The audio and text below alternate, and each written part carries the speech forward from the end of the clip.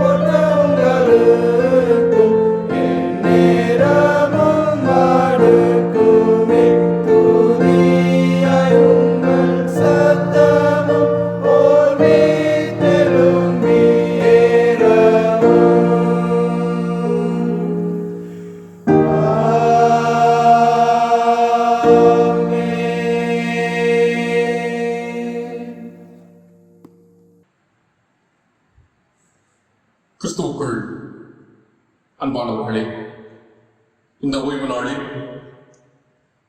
மேன்மைக்கு செல்ல தாழ்மை என்கின்ற தலைப்பின் ஊடாக ஆண்டவருடைய திருவசனங்களை நாம் தியானிக்க போகிறோம். மேன்மைக்கு செல்ல தாழ்மை. நீதிமொழிகள் 22:4 சொல்லுகிறது, தாழ்மைக்கும் கர்த்தருக்கு பயப்படுதலுக்கும் வரும் பலன் ஐஸ்வர்யமும் மகிமையும் ஜீவனுமாகும். என்னுடைய வாழ்க்கையில, நம்முடைய வாழ்க்கையில மேன்மை என்கின்ற மேலான ஆசீர்வாதங்களை நானும் நீங்களும் பெற்றுக்கொள்ள வேண்டும் என்று சொன்னால் தாழ்மை என்கின்ற வழியினூடாக பயணிக்க வேண்டும் என சொல்லி வேதம் சொல்லுகிறது. யார் ஒருவரிடத்தில் தாழ்மை இருக்கிறதோ, யார் ஒருவரிடத்தில் கடவுள் பயம் இருக்கிறதோ, அவர்கள் ஐஸ்வர்யத்தையும் மகிமையும் ஜீவனையும் பெற்றுக்கொள்வார்கள் என்று நாம் வாசிக்க கேட்ட வேத வசனம் நமக்கு தெளிவுபடுத்துகிறது. தாழ்மையை குறித்து அநேக தவறான புரிதல்கள் இப்பொழுது நிலவுகிறதை முதலாவது நாம் அறிந்து கொள்ள வேண்டும். சிலர் சொல்லி நாம் கேட்டிருக்கிறோம், எனக்கு மிகுந்த தாழ்மை உண்டு, ஆனால் நான் அதை வெளிக்காண்பிப்பது இல்லை என்று அவர்கள் சொல்லுவார்கள். ஆனால் நீங்களும் எப்பொழுதெல்லாம் தாழ்மையை குறித்து தியானிக்கிறோமோ அப்பொழுது எல்லாம் நாம் புரிந்து கொள்ள வேண்டிய மிகவும் அடிப்படையான விஷயம் ஒன்று உள்ளது. தாழ்மை என்கின்ற குணம் நானும் நீங்களும் மறைத்து வைப்பதற்காக இறைவனால் கொடுக்கப்பட்டது அல்ல, மாறாக அது வெளிப்படுத்தும்படியாக நமக்கு இருக்கக்கூடிய ஒரு கிறிஸ்தவ நற்பண்பாக இருக்கிறது என்பதை புரிந்து கொள்ள வேண்டும். சிலர் தாழ்மையை குறித்து பேசும் பொழுது, நான் ரொம்ப தாழ்மை, ஆனால் அதை நான் காண்பிப்பது அரிது என்பதை அவர்கள் சொல்லுவதை நாம் கேட்டிருக்கிறோம். வேதம் சொல்லுகிறது, கொலோசையர் 3வது அதிகாரம் 12வது வசனம், ஆகையால் நீங்கள் தேவனால் தெரிந்து கொள்ளப்பட்ட பரிசுத்தரும் பிரியமுமாய் உருக்கமான இரக்கத்தையும் தயவையும் மனத்தாழ்மையையும் சாந்தத்தையும் நீடிய பொறுமையையும் தரித்துக் கொண்டு என்று சொல்லுகிறதை நாம் பார்க்க முடிகிறது. பவுல் திருச்சபைக்கு எழுதும் பொழுது சொல்லுகிறார், மனத்தாழ்மை என்கின்ற பண்பை நாம் தரித்துக் கொள்ள வேண்டும். ஆங்கில வேத புஸ்தகத்திலே இந்த வார்த்தைகளை நாம் வாசிக்கும் பொழுது clothe yourself with என்கின்ற வார்த்தையின் பயன்பாட்டை நம்மால் பார்க்க முடியும். நான் ஒரு ஆடை அணிந்திருக்கிறேன் என்று சொன்னால் என்னை பார்க்கிறவர்கள் முதலில் நான் அணிந்திருக்கக்கூடிய ஆடையை கவனிக்கிறார்கள். அதே போலதான் எப்பொழுது நான் தாழ்மையை அணிந்திருக்கிறேனோ என்னை பார்க்கிறவர்கள் முதலில் என்னில் இருக்கக்கூடிய கிறிஸ்து பிரியப்படுகிற பண்பான இந்த தாழ்மையை பார்க்க வேண்டும் என்கின்ற புரிதலை பவுல் திருச்சபைகளுக்கு வெளிப்படுத்துகிறதை நாம் புரிந்து கொள்ள வேண்டும். அப்ப தாழ்மை என்பது மறைத்து வைப்பதற்கானது அல்ல. யாராவது ஒருவர் நான் ரொம்ப தாழ்மையா இருக்கிறேன், தாழ்மை குணம் என்னிடத்தில் அதிகமாய் இருக்கிறது என்று வார்த்தையில் சொல்லி வாழ்க்கையில் அதை வெளிப்படுத்தவில்லை என்று சொன்னால் அந்த தாழ்மை பொருளற்றதாய் இருக்கிறது என்பதையும் நாம் புரிந்து கொள்வது அவசியமாய் இருக்கிறது. இன்னும் சிலர் தாழ்மை என்கின்ற இந்த உயரிய பண்பை மிகவும் தவறாக புரிந்து வைத்திருக்கிறார்கள். ஒருவர் தன்னை குறைத்து மதிப்பிடுவதை தாழ்மை என்று புரிந்திருக்கிறார்கள். ஆனால் உண்மை அது அல்ல. தாழ்மை என்பது நான் என்னை குறைத்து மதிப்பிடுவது அல்ல, மாறாக என்னை பற்றி மிகவும் குறைவாக சிந்திப்பது. அப்படி என்று சொன்னால், எவர் ஒருவர் தாழ்மை என்பதை அணிந்திருக்கிறார்களோ அவர்களுடைய யோசனையில் சிந்தனையில் எப்பொழுதும் பிறருக்குரியவைகளை குறித்து அதிகமான யோசனைகள் காணப்படும். அவர்கள் தன்னை குறித்து யோசிக்க மாட்டார்கள், தன்னுடைய லாபத்தை குறித்து அதிகமாய் எண்ணம் கொள்ள மாட்டார்கள். மாறாக பிறரை குறித்த, பிறருடைய அவசியங்களை குறித்த பாரம் மட்டும்தான் அவர்களை எப்பொழுதும் அவருடைய சிந்தனைக்குள்ளாக ஆழ்த்திக் கொண்டிருக்கும். இதற்கு சிறந்த எடுத்துக்காட்டு நானும் நீங்களும் மேசியாவாக வெளிப்படக்கூடிய கிறிஸ்து இயேசு வெளிப்படுத்தின தாழ்மை. பிலிப்பியர் 2வது அதிகாரத்தின் 8வது வசனத்தில் வாசிக்கிறோம், மரண பரியந்தமும் கீழ்ப்படிந்தவராகி தம்மை தாமே தாழ்த்தினார். இயேசு தன்னை தாழ்த்தினதாக சொல்லப்படுகிற இந்த வசனம் எப்படி தன்னை தாழ்த்தினார்? சிலுவையில் மரண பரியந்தம் அவர் தன்னை தாழ்த்தினதை இந்த வசனம் நமக்கு சொல்லுகிறதை நாம் பார்க்க முடிகிறது. கீழ்ப்படியாமல் நாம் தாழ்மை என்கின்ற பண்பை வெளிப்படுத்த முடியாது என்பதையும் இதனோடு சேர்ந்து புரிந்து கொள்ள நாம் அழைக்கப்படுகிறோம். இப்ப நமக்கு எழக்கூடிய ரொம்ப யதார்த்தமான கேள்வி, நான் ஏன் தாழ்மை என்கின்ற பண்பை வெளிப்படுத்த வேண்டும்? தாழ்மை என்கின்ற பண்பை நான் வெளிப்படுத்த வேண்டிய அவசியம் என்ன என்கின்ற கேள்விக்கு வேதம் நமக்கு சில அழகான பதில்களை தருகிறது. பிலிப்பியர் 2:5 சொல்லுகிறது, கிறிஸ்து இயேசுவில் இருந்த சிந்தையே உங்களிலும் இருக்க கடவுது. இயேசுவிடத்தில் எந்த சிந்தை இருந்ததோ அதே சிந்தை உங்களுக்குள்ளாகவும் இருக்க வேண்டும் என்று வேதம் நமக்கு கற்றுத்தருகிறது. அப்படி என்று சொன்னால், கிறிஸ்து இயேசு தன்னிடத்தில் வைத்திருந்த தாழ்மை என்கின்ற நற்பண்பை நாமும் பெற்றிருக்க வேண்டும் என்று இந்த வசனம் சொல்லுகிறது. இது இறைவனுடைய விருப்பமாய் இருக்கிறது என்பதை புரிந்தவர்களாக தாழ்மையை பின்பற்றுவது அவசியம் என்பதை நாம் புரிந்து கொள்ள வேண்டும். நீதிமொழிகள் 15வது அதிகாரம் 33வது வசனத்தின் 2வது பகுதியில நம்ம வாசிக்கிறோம், மேன்மைக்கு முன்னானது தாழ்மை. உங்க வாழ்க்கையில நீங்க மேலான காரியங்களை ஆசீர்வாதமாய் பெற்றுக்கொள்ள வேண்டும் என விரும்புகிறீர்களா? நன்மைகளை நீங்கள் ஆசீர்வாதமாய் பெற்றுக்கொள்ள வேண்டும் என்று பிரயாசப்படுகிறீர்களா? அந்த மேன்மையை நீங்கள் பெற்றுக்கொள்ள விரும்புகிறவர்களாய் இருப்பீர்கள் என்று சொன்னால், உங்க வாழ்க்கையில் தாழ்மை என்கின்ற அடித்தளத்தை நீங்கள் கடந்து ஆக வேண்டும் என சொல்லி இந்த வசனம் சொல்லுகிறது.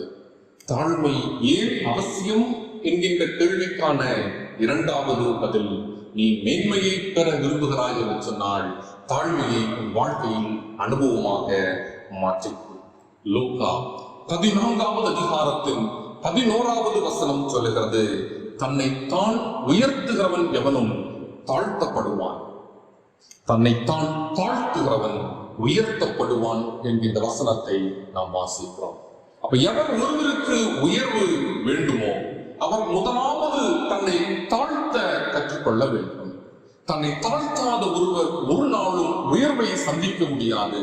நீங்கள் உயர்வை பெற்றுக்கொள்ள விரும்புவீர்கள் என்று சொன்னால் உங்களை தாழ்த்த பழகிக்கொள்ள இறைவன் அழைக்கிறார். 3வதாக, நான் ஏன் தாழ்மை என்கின்ற பண்பை வெளிப்படுத்த வேண்டும் என்பதற்கு வேதம் இன்னொரு அழகான சம்பவத்தை நமக்கு சொல்லுகிறது. 2 நாளாகமம் 12வது அதிகாரத்தின் 7வது வசனம். நான் அந்த வசனத்தை வாசிக்கிறேன். அவர்கள் தங்களை தாழ்த்தினதை கர்த்தர் கண்டபொழுது கர்த்தருடைய வார்த்தை செமையாவுக்கு உண்டாகி அவர் சொன்னது, அவர்கள் தங்களை தாழ்த்தினார்கள், ஆகையால் அவர்களை அழிக்க மாட்டேன். என் உக்கிரம் சீஷாக்கை கொண்டு எருசலேமின் மேல் ஊற்றப்படாதபடிக்கு அவர்களுக்கு கொஞ்சம் சகாயத்தை கட்டளையிடுவேன் என்று வார்த்தை நமக்கு சொல்லுகிறது. ஆண்டவருடைய கோபாக்கினையிலிருந்து நாம் தப்பிக்க வேண்டும் என்று சொன்னால், இறைவன் என்னுடைய பாவ வாழ்க்கையின் மீது வைத்திருக்கிற கோபத்திலிருந்து நான் தப்பிக்க வேண்டும் என்று சொன்னால் நான் என்னை தாழ்த்த பழகிக் கொள்ள வேண்டும். இங்கு யாரெல்லாம் தங்களை தாழ்த்தினார்களோ ஆண்டவருடைய வார்த்தை சொல்லுகிறது, நான் அவர்களை அழிக்க மாட்டேன் என்று இறைவன் சொல்லுகிறார். தங்களை தாழ்த்தினவர்களை நான் அழிக்க மாட்டேன் என்று சொல்லி அவர்கள் மீது இறைவன் வைத்திருந்த கோபத்தை விலக்கிக் கொள்ளுகிற ஆண்டவராக, அவர்களுக்கு சகாயம் செய்கிற ஆண்டவராக இறைவன் தன்னை இங்கு வெளிப்படுத்துகிறதை நாம் அறிந்து கொள்ள வேண்டும். நம்ம 3 காரியங்களை இங்கு நம்ம அறிந்து கொண்டோம். நான் ஏன் தாழ்மையை கடைபிடிக்க வேண்டும்? முதலாவது, இறைவனின் சிந்தை என்னில் இருக்க வேண்டும் என்பதற்காக.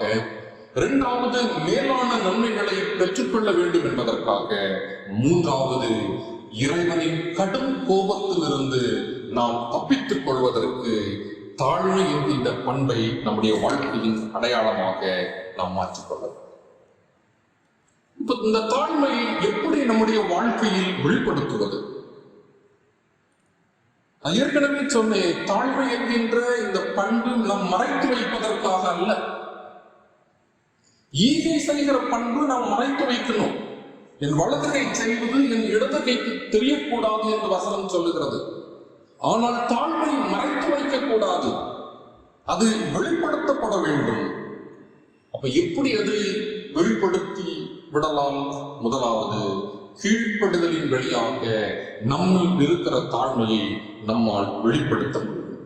ஆண்டவராகிய இயேசு கிறிஸ்து அதை அழகாக செய்கிறார். பிலிப்பியர் 2:8, மரண பரியந்தமும் கீழ்ப்படிந்தவராகி தம்மை தாமே தாழ்த்தினார்.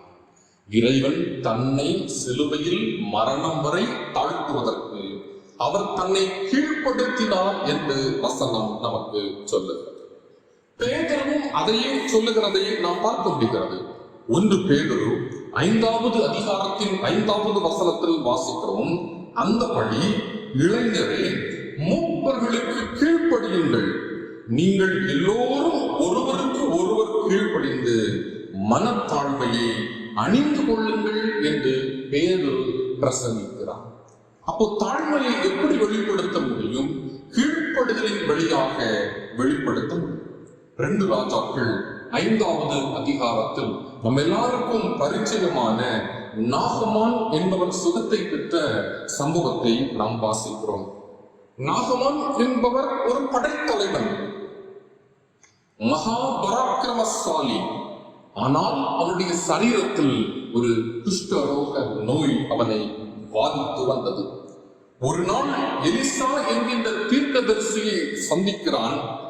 எலிசா அவனை யோர்தான் நதியிலே 7 முறை ஸ்நானம் செய்தால் உன் சரீரத்தின் ரோகம் நீங்கும் என்று ஆலோசனை தருகிறார். நாகமான் அதை ஏற்றுக்கொள்ள தயங்குகிறார். என்னுடைய சரீரத்தின் பலவீனம் எவ்வளவு கொடியது என்பது எனக்கு தெரியும். எவ்வளவோ தூரம் பயணித்து இந்த மனுஷனை நான் சந்தித்து ஆலோசனை பெற வந்தால் யோர்தானில் 7 முறை முங்கி எழுந்தால் போதும் என்று சொல்லுகிறாரே என சொல்லி, எங்க ஊர்ல இருக்கக்கூடிய எத்தனையோ நதிகள்ல நான் ஸ்நானம் பண்ணியிருப்பேனே என சொல்லி ரொம்ப அஜாக்கிரதையாக அதை கடந்து செல்லுகிறதை நாம் பார்க்க முடிகிறது. அந்த அதிகாரத்தினுடைய 13வது வசனத்துல நாகமானினுடைய ஊழியக்காரன் சொல்லுகிறார், தகப்பனே, அந்த தீர்க்கதரிசி ஒரு பெரிய காரியத்தை செய்ய உமக்கு சொல்லி இருந்தால் அதை நீர் செய்வீர் அல்லவா? ஸ்நானம் பண்ணும், அப்பொழுது சுத்தமாவீர் என்று அவர் உன்னோட சொல்லும் போது அதை செய்ய வேண்டியது எத்தனை அதிகம் என்று சொன்னார். ஒருவேளை இந்த எலிசா தீர்க்கதரிசி ஒரு பெரிய காரியத்தை பரிகாரமாக செய்ய வேண்டும் என்று சொல்லி இருந்தால் நீங்கள் அதை நம்பி செய்திருப்பீர்களே. இப்ப ரொம்ப எளிமையான ஒரு மருந்தை அல்லவா அவர் நமக்கு சொல்லி இருக்கிறார், அப்பொழுது அதை நாம் கண்டிப்பாக செய்ய வேண்டுமே என சொல்லி அந்த ஊழியக்காரன் நாகமானிடத்திலே சொல்லுகிறார். இப்பொழுது நாகமான் அதற்கு கீழ்ப்படுகிறார். 7 முறை மூங்கி எழுகிறார். நடந்தது என்ன உங்களுக்கு தெரியும். அவர் அற்புத சுகத்தை பெற்றுக் கொண்டார். அவருடைய சரீரம் சுகத்தை பெற்றுக் கொண்டது. அவருடைய தோல்ல இருந்த அத்தனை நோவுகளும் நீங்கி அவர் பரிபூர்ண சுகத்தை பெற்றுக் கொண்டார். என்னைக்கு நீங்க கீழ்ப்படுகிறீங்களோ அன்னைக்குதான் ஆசீர்வாதம். என்னைக்கு கீழ்ப்படுதலின் வழியாக தாழ்மையை வெளிப்படுத்துகிறோமோ அன்னைக்குதான் என்னுடைய நீண்ட நாள் தேவைகள் சந்திக்கப்படும் என்பதை இந்த வசனம் அழகாக நமக்கு கற்றுத் தருகிறது. கீழ்ப்படுதல் இல்லாமல் ஆசீர்வாதங்களை பெற்றுக்கொள்ளவே முடியாது. 2வது, பெருமையை தவிர்ப்பதன் வழியாக தாழ்மையை வெளிப்படுத்தும். கீழ்ப்படுதலின் மூலமாக வெளிப்படுத்த முடியும் என்பதை அறிந்து கொண்டோம்.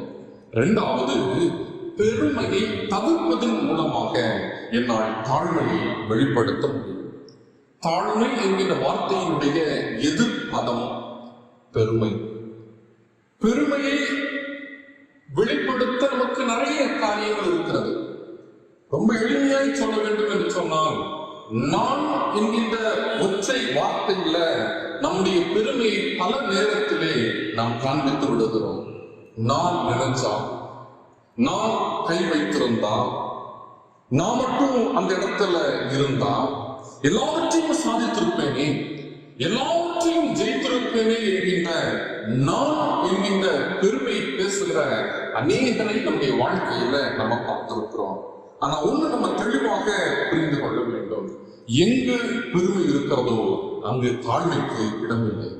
பெருமை இருக்கிற இடத்துல தாழ்மை இருப்பதற்கான வாய்ப்பே இல்லை.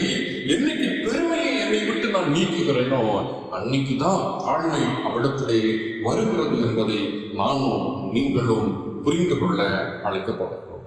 பெருமையையும் தாழ்மையையும் ஒரே இடத்தில் வைத்து நம்மால் நிச்சயம் அழகு பார்க்க முடியாது. 1 பேதுரு 5:5 பிற்பகுதி சொல்கிறது, பெருமை உள்ளவர்களுக்கு தேவன் எதிர்த்து நிற்கிறார், தாழ்மை உள்ளவர்களுக்கோ கிருபை செய்கிறார். ஒரே இடத்துல பெருமையும் தாழ்மையும் வைத்திருக்க முடியாது. பெருமை மட்டும் என்கிட்ட இருந்துச்சு அப்படின்னா ஆண்டவர் அதை எதிர்த்து நிற்கிறார் என்று வசனம் சொல்லுகிறது.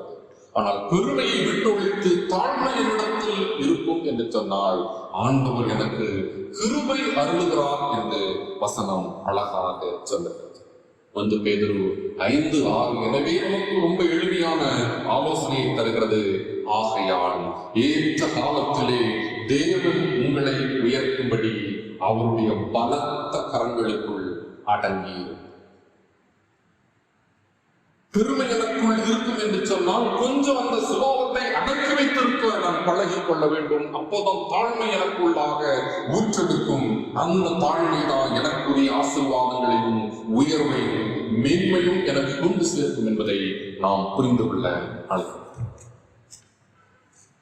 தாழ்மையை வெளிப்படுத்தி அநேக நன்மைகளை பெற்றிருக்கிறார். பெருமையை வெளிப்படுத்தி ஒருத்தரும் நன்மையை பெற்றது கிடையாது. ஆனால் தாழ்மையை வெளிப்படுத்தி அநேக ஆசீர்வாதங்களை பெற்றிருக்கிறாங்க. வேதத்திலிருந்து சில எடுத்துக்காட்டுகளை உங்களுக்கு சொல்லுகிறேன். யாக்கோபு ஆதியாகமம் 32வது அதிகாரம் 10வது வசனம் தொடங்கி வரக்கூடிய பகுதி. யாக்கோபு ஏசா இரட்டையர்கள், 2 பேருக்கும் மனக்கசப்பு. தூர இடத்திற்கு யாக்கோபு போய்விடுகிறான்.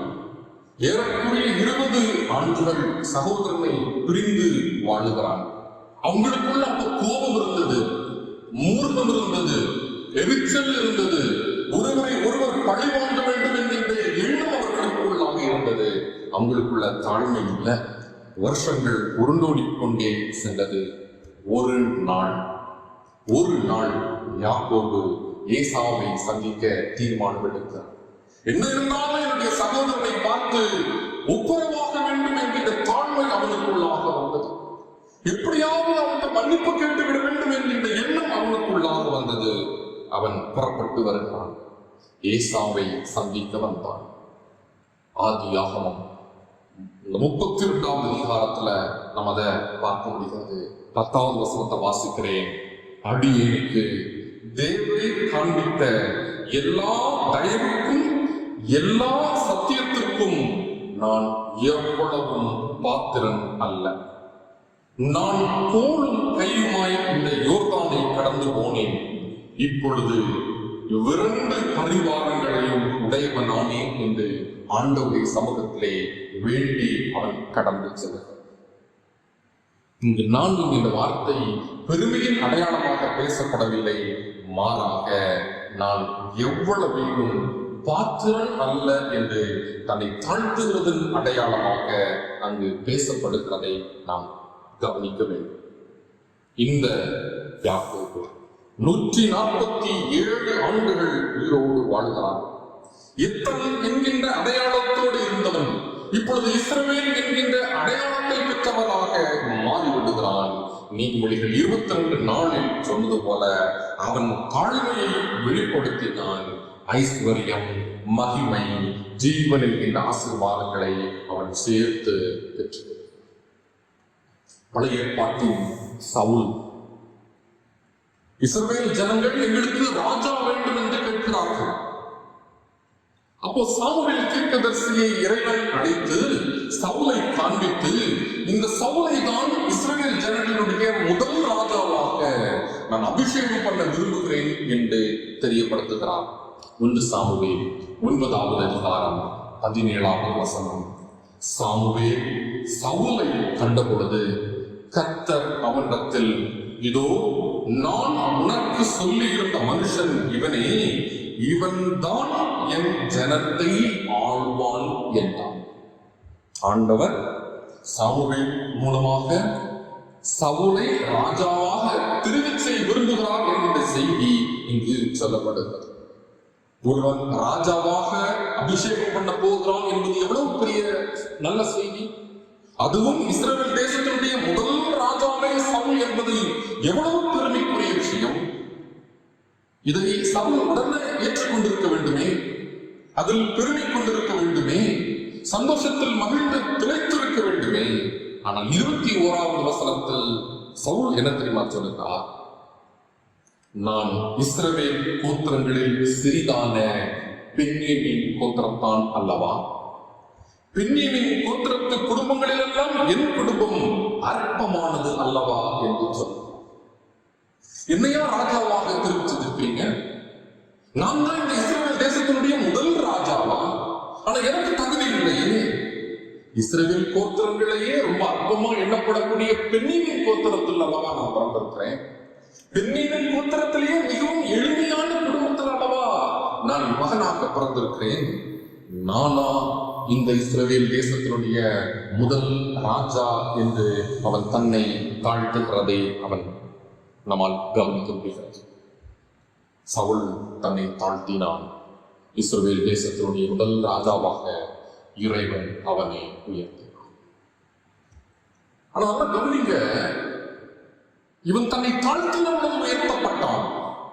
ஆனா அவனுக்கு பதவி வந்தது, அதிகாரம் வந்தது, ராஜ்யபாரம் அவனுடைய கட்டுக்குள் இருந்தது, பணம் செல்வங்கள் எல்லாம் வந்து குவிந்தது. என்னைக்கு இதெல்லாம் அவனை சூழ்ந்ததோ அன்னைக்கு தாழ்மை அவனை விட்டு நீங்கிவிட்டது. ஆனா எந்த நொடி தாழ்மை அவனை விட்டு நீங்கினதோ ஒரு போர்ல தன்னுடைய 3 பிள்ளைகளையும் அவன் இழக்க நேர்ந்தது. ராஜ்ய வாதத்தையும் அவன் இழந்து போகிறான். அவனுடைய முடிவு ரொம்ப அழகா இல்லை. ஏன் தெரியுமா? என்னைக்கு பதவியும் அந்தஸ்தும் உயர்வும் வந்ததோ தன்னிடத்தில் இருந்த தாழ்மை அவனிடத்திலிருந்து நீங்கி போயிற்று. ஒரு தாழ்மை இருந்த பொழுது உயர்த்தப்பட்ட சவுல் தாழ்மையை இழந்த பொழுது கீழாக வீசப்பட்டதை நாம் புரிந்து கொள்ள வேண்டும். பெரியுள்ளவர்களுக்கு கடவுள் எதிர்த்து நிற்கிறார் என்கின்ற வார்த்தை இந்த சம்பவத்தில் நிஜமாய் இருப்பதை நாம் புரிந்து கொள்ள வேண்டும். 3வது பழைய ஏற்பாட்டின் யோசேப்பு. ஆதியாகமம் 41வது அதிகாரம் 16வது வசனம். தன் சகோதரர்கள் எல்லோரும் யோசேப்பை அற்பமாக நினைத்தார்கள். எகிப்திற்கு விற்கப்படுகிறான், அடிமையாக வாழத் தொடங்குகிறான். பின் செய்யாத தவறுக்காக சிறைச்சாலையிலே கைதியாக தண்டனையை அனுபவிக்கிறான். ஒரு நாள் பார்வோன் கண்ட சொப்பனத்திற்கு அர்த்தம் சொல்லும்படி யோசேப்பினிடம் கேட்கப்பட்டது. அதற்கு யோசேப்பு சொல்லுகிறார், நான் அல்ல, தேவனே பார்வோனுக்கு மங்களமான உத்தரவு அருளி செய்வார் என்று சொல்லுகிறார். மறுபடியும் நான் என்கின்ற வார்த்தை எவ்வளவு அழகாய் தன் தாழ்மையை வெளிப்படுத்துவதற்கு இங்கு பிரயோஜனப்படுகிறது என்பதை பாருங்க. ஏற்கனவே சொப்பனத்தை சொல்லி இவனுக்கு சொப்பனத்திற்கு விளக்கம் சொல்ல தெரியும் என்கின்ற ஒரு புரிதலை அவன் வெளிப்படுத்தி இருக்கிறான். அதனாலதான் இப்ப ராஜாவுக்கு ஒரு சொப்பனம் வந்த பொழுது யோசேப்பையே கூப்பிடும்படியான அழைப்பு வருகிறது. ஆனா எனக்கு எல்லாம் தெரியும், நான் சொல்லிடுவேன், நான் ஆற்றல் மிக்க திறமைசாலி என்று யோசேப்புக்கு சொல்லாமல் மாறாக தன்னை தாழ்த்துகிறான். நான் அல்ல, என்கிட்ட தேவன் தான் உங்களுக்குரிய சொப்பனத்திற்கான விளக்கத்தை சொல்ல வேண்டும் என்று சொல்லுகிறார். தன்னை தாழ்த்தி தேவனை உயர்த்துகிறார். கர்த்தர் அவனை உயர்த்துகிறார். அடிமையாக எகிப்து தேசத்திற்கு போனவன், சிறை கைதியாக எகிப்தின் வாழ்வை தொடங்கினவன். ஆனால் இறைவன் அவனுக்கு உயர்வை தர சித்தமான பொழுது பார்வோனுக்கு அடுத்தபடியான பெரிய அதிபதியாக அவன் உயர்த்தப்பட்டதை வசனம் நமக்கு சொல்லுகிறது. ஆதியாகமம் 41:19 சொல்லுகிறது, யோசேப்பை போல் விவேகமும் ஞானமும் உள்ளவன் இல்லை என்று பார்வோன் புகழ்ந்து தள்ளுகிறான். எகிப்தியர் அரண்மனைக்கு அதிகாரியாக்கப்படுகிறான். எகிப்து தேசம் முழுமைக்கும் அதிகாரியாக்கப்படுகிறான். பார்வோன் தன் மோதிரத்தை யோசேப்புக்கு அணிவிக்கிறார். பார்வோன் பயணிக்கும் இரண்டாவது ரதத்தை யோசேப்பினுடைய பயன்பாட்டுக்காக கொடுக்கிறார், ஏற்பாடு செய்கிறார். யோசேப்பு தன்னை தாழ்த்தினான், ஐஸ்வர்யம், மகிமை, ஜீவனை பெற்றுக்கொண்டார்.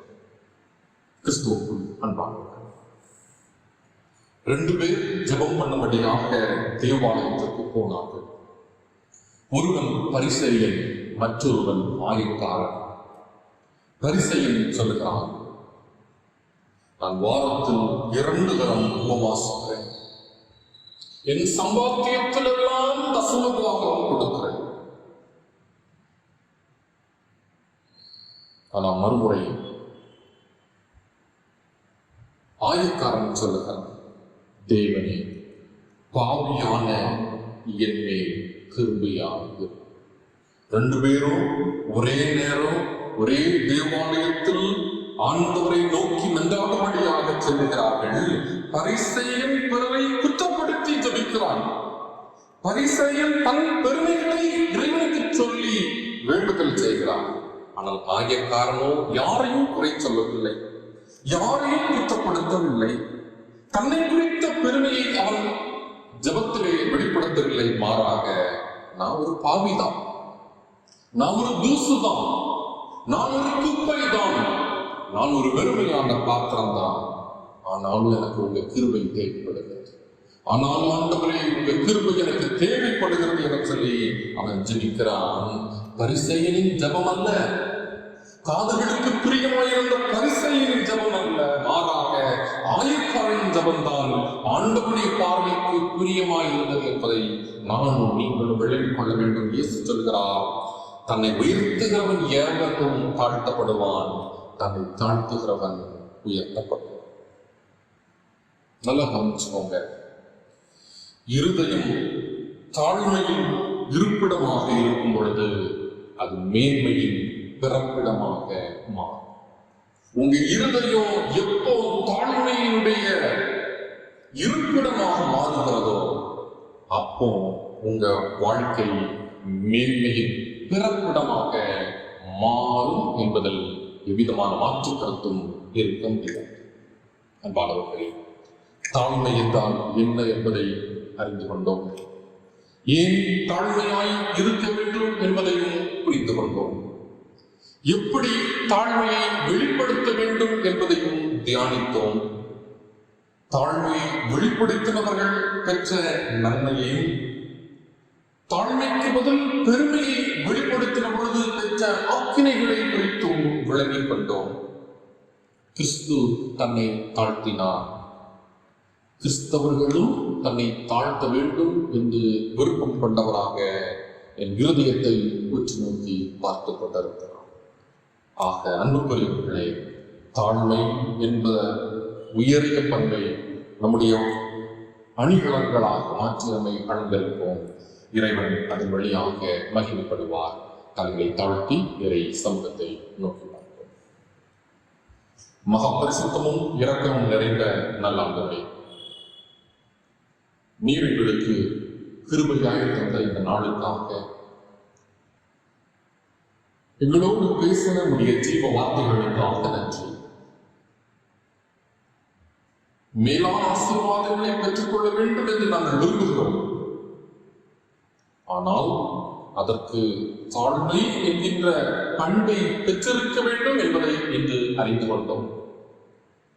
இனி தாழ்மையை வெளிப்படுத்துகிற கிறிஸ்தவர்களாக நாங்கள் மாற, அதன் வழியாக உம்முடைய சிந்தை எங்களில் வெளிக்கொள்ள, பரலோக நன்மைகளை, ஆசீர்வாதங்களை, மேன்மையை பெற்றுக்கொள்ள அநேகருக்கு ஆசீர்வாதமாக இருக்க எங்களை எடுத்து பயன்படுத்துங்க. தாழ்த்தி உடைய திருக்கரங்களுக்குள்ளாக ஒப்புக் கொடுக்கிறோம். இறைமை இயேசுவின் நாமத்தில் ஜெபம் கேளும் நல்ல தகவலே.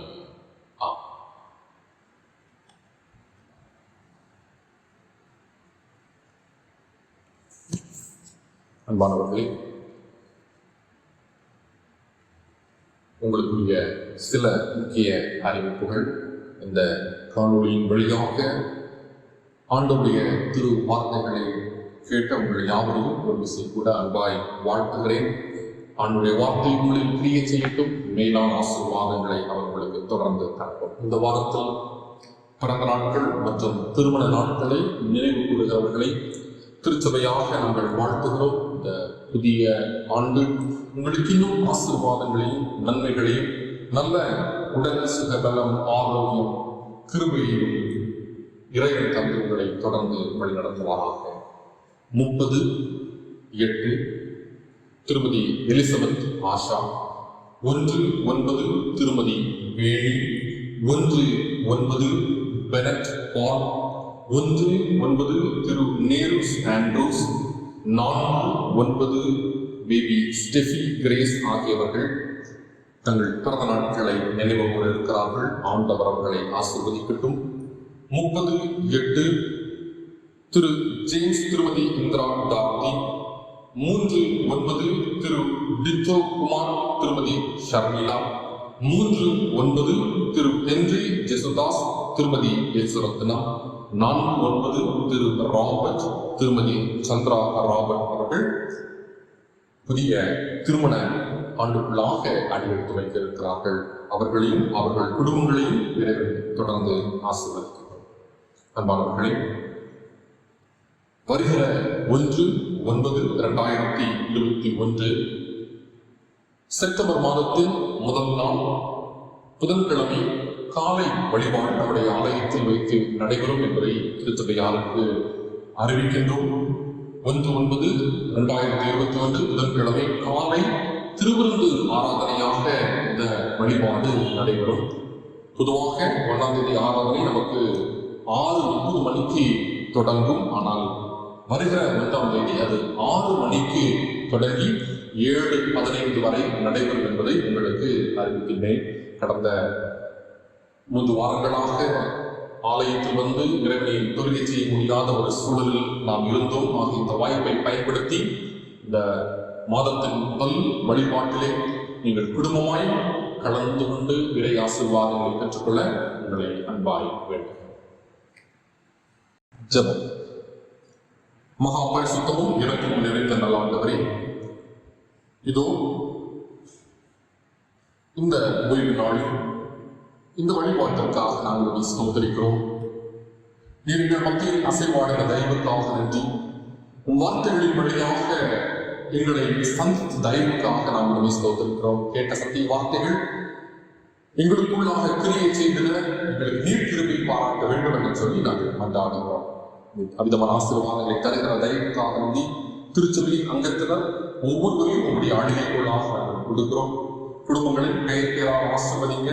வயதிலிருந்த பெரியவர்கள், ஐயாமார், அம்மாமார், பல்வேறு துறைகளிலே பல்வேறு நிலைகளிலே பணியாற்றி வருகிற ஒவ்வொருவரையும் நீ ஆசீர்வதித்து வழிநடத்தி வேலையிடங்களில் அவர்களுக்கு வேண்டிய பாதுகாப்பை, பயணங்களிலே அவங்களுக்கு வேண்டிய துணையை நல்கும்படியாக நாங்கள் ஜெபிக்கிறோம். வாலிப சகோதர சகோதரிகளுக்காக நாங்கள் உடைய சமூகத்தை நோக்கி பார்க்கிறோம். வாலிப பருவத்திலே இருக்க பற்றிக்கொண்டு பரலோக நன்மைகளை பெற்றுக்கொள்ள நீ திரும்பி பாராட்டும்படியாக நாங்கள் ஜெபிக்கிறோம்.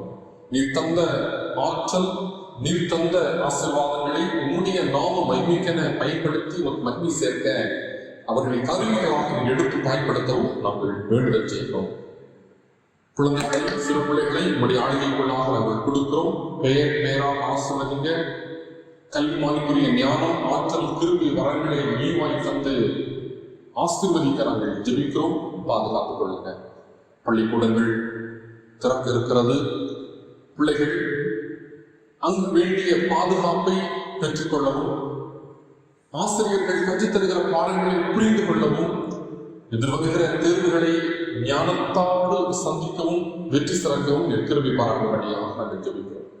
பல்வேறு தேவைகளுக்காக இந்த சமூகத்திலே கண்ணீரோடு, தேவைகளோடு, வாஞ்சையோடு எதிர்பார்த்து காத்திருக்கிறவர்கள் நன்மைகளை துரிதமாய் பெற்றுக்கொள்ள கிருபை பாராட்டும்படியாக நாங்கள் ஜெபிக்கிறோம். சரீர பலவீனம், சோர்வுகளோடு இருக்கிறவர்கள் அற்புத சுகத்தை பெற்றுக்கொள்ள கிருபை பாராட்டுங்க. சீக்கிரத்திலே இந்த கொரோனா நோய் தொற்றினுடைய சீற்றம் முழுவதுமாக குறைய ஆலயத்தில் நாங்கள் கூடி ஐக்கியத்தில் இணைந்து மகிழ்படுத்தக்கூடிய நாட்களையும் எங்களுக்கு நீர் சீக்கிரத்திலே தர வேண்டுதல் செய்கிறோம். உலக தேசத்திற்காக, என்னுடைய இந்திய தேசத்திற்காக, தமிழகத்திற்காக, ஆளுகிற தலைவர்களுக்காக, அதிகாரிகளுக்காக நாங்கள் ஜெபிக்கிறோம். ஏழை எளிய திக்கற்ற மக்கள் பயன்பெறுகிற விதத்திலே நல் ஆட்சியை அவர்கள் பெற, அதன் வழியாக அனைவரும் பயனடைய கிருபை பாராட்டுக. கிறிஸ்தவர்களாகிய நாங்கள் நமக்கு சாட்சி பிள்ளைகளாக ஜீவிக்க எங்களை எடுத்து பயன்படுத்துங்க. இருக்கிற இடங்களிலே உங்களுடைய நாமத்தை உயர்த்தி மகிமைப்படுத்த கிருபை பாராட்டுக. தாழ்வுடைய திருக்கரங்களுக்குள்ளாக நாங்கள் கொடுக்கிறோம். இதெல்லாவற்றையும் மீட்பரும் இரட்சகருமான இயேசு கிறிஸ்துவின் நாமத்தில் கேட்கிறோம் எங்கள் ஜீவனுள்ள நல்ல தகப்பனே, ஆமென். சேர்ந்து சொல்லுவோம். என் ஆத்துமாவே கர்த்தரை ஸ்தோத்திரி, என் முழு உள்ளமே பரிசுத்த நாமத்தை ஸ்தோத்திரி. என் ஆத்துமாவே கர்த்தரை ஸ்தோத்திரி, கர்த்தர் செய்த சகல உபகாரங்களையும் மறவாதே. ஆமென். தந்தை, மைந்தன், தூய ஆவியானவரின் அன்பும் அருளும் ஆசீர்வாதமும் வழிபடுத்துதலும் எங்கள் அனைவரோடும் இன்றும் என்றும் சதா காலங்களிலேயும் நின்று நிலைத்து நீடித்திருப்பதாக.